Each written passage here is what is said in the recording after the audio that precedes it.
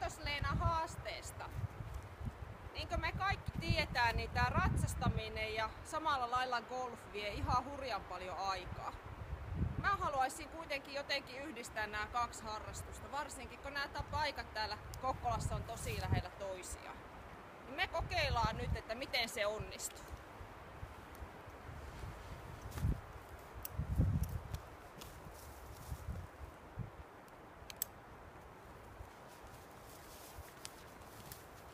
Hevonen pannaan puuhun kiinni.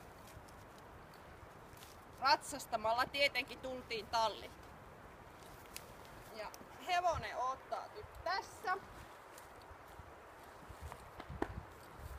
Joo, sinä odotat siinä.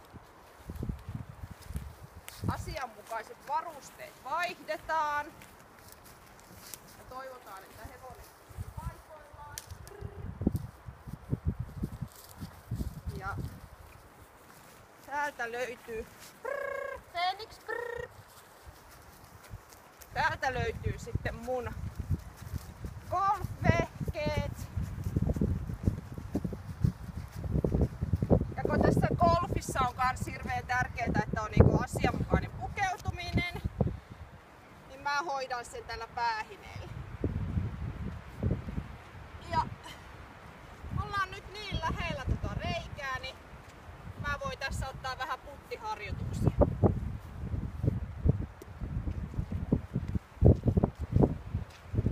Nythän on tämmönen golfaajien huippuvuosi, kun on voinut koko talven pelata.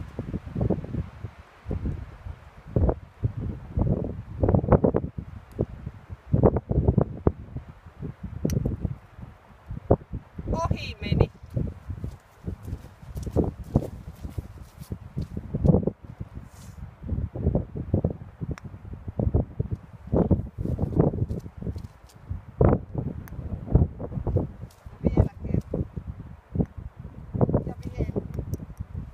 Ennemmin tai myöhemmin se on aina reiässä.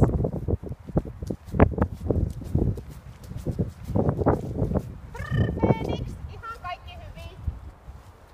Ja kun tää meni näin hienosti, niin tän kunniaksi voi sitten hörpätä vielä vähän juomaa.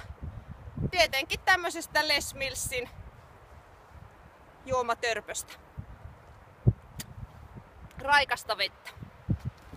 Ja tän myötä mä haluan haastaa yhden toisen äidin, joka sompailee harrastusten joukossa, eli Seija Kinnusen, ja 2 opetusalan ammattilaista, eli Johanna Alatalon ja Liisa Nätkynmäen. Teillä on 72 tuntia aikaa vastata mun haasteeseen, tai te saatte toimittaa mulle 1 pullon eteläafrikkalaista hyvää pinotagea. Kiitos! Hieno juttu.